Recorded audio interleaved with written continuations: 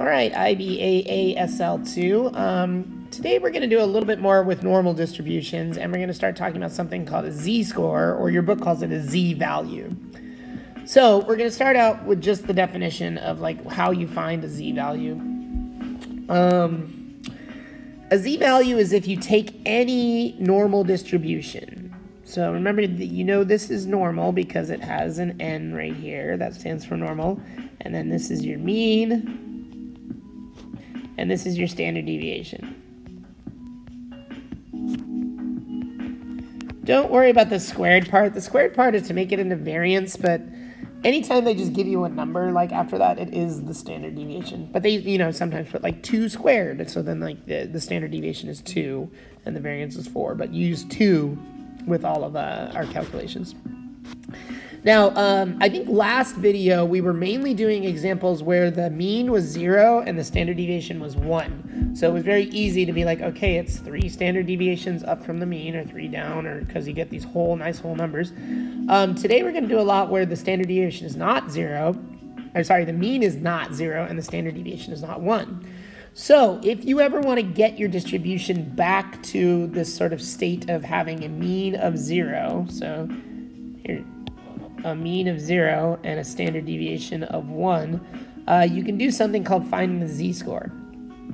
So if you take any score and subtract the mean and then divide it by the standard deviation, that turns it into a z-value. Z-values are a normal distribution, but they look like this. They have a mean of 0 and a standard deviation of 1. The book thinks it's important that you know this process is called standardization. So we're going to do a couple problems here, and I'm going to show you guys how to find the z-value and why you would use or not use it. So given that something is normally distributed here with a mean of 10 and a standard deviation of 2, so mean is 10, standard deviation is 2. We're going to find the probability that x is less than 13. Now, just on our graph over here, what that would look like is if you find, so I set up this graph. This wasn't given in the problem. I knew that the mean was 10 right here, and then it goes up by 2 for each standard deviation and down by 2 for each standard deviation. So in general, you should go 3 standard deviations up and 3 standard down. Now, the probability that x is less than 13, 13 is like in between these standard deviation spots. So here's the area under that curve. It would look something like this. Now, to find the probability that x is less than or equal to 13, first let me show you how to turn it into a z-score. The z would be 13 minus 10 all over 2. So this is 1.5. So this is equivalent to finding the probability that z is less than 1.5. It means the probability that you are 1.5 standard deviations above, everything below the spot that's 1.5 standard deviations above the mean.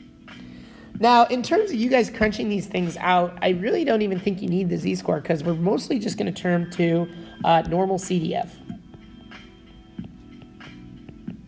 I showed you guys in the last video how to use normal CDF. This one would go all the way down to negative infinity and then all the way up to 13, and it would have a mean of 10 and a standard deviation of 2. Hit crunch, crunch, crunch on that, and you get about 0.933. So that means like 93.3% of the data is underneath the spot of 13, which is 13 is 1.5 standard deviations above mean.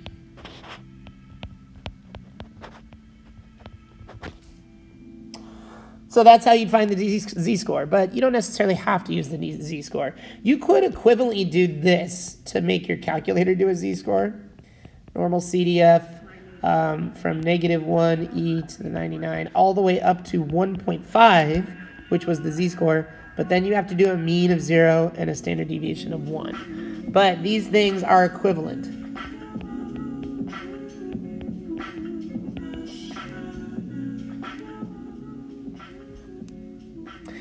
Now for part B, we want to know that the probability that x is greater than 9. If I switch colors here, 9 is somewhere around here. It's halfway in between 8 and 10, so we're talking about all this area here. Let me see. They do turn it into a z-score.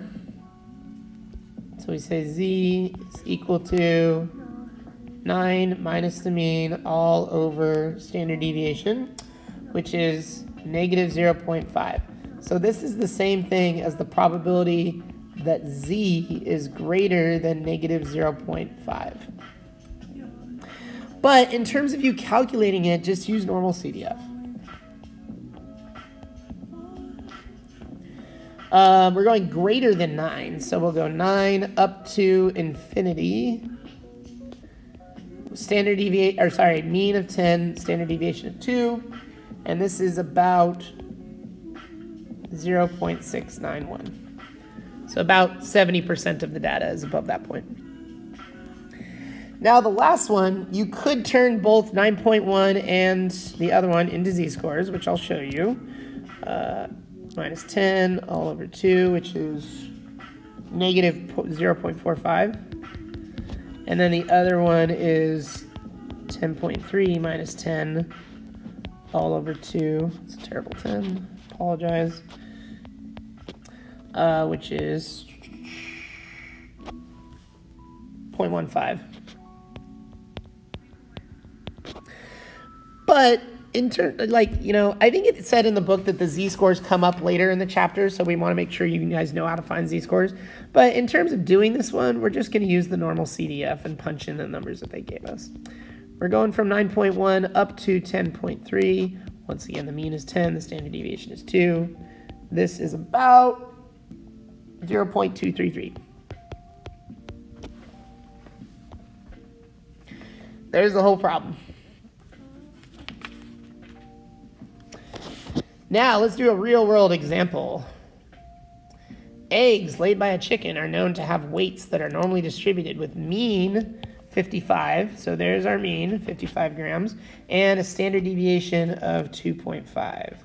So those are the most important pieces of info right there. Find the probability that a single egg laid by a chicken has these particular masses. They did not draw a picture with this one, so I drew a picture off to the right where the mean is 55, and then it goes up 2.5, up 2.5, up 2.5, and down 2.5, down 2.5, down 2.5. Now, you guys, this problem is not that interesting because it's really just a normal CDF problem again.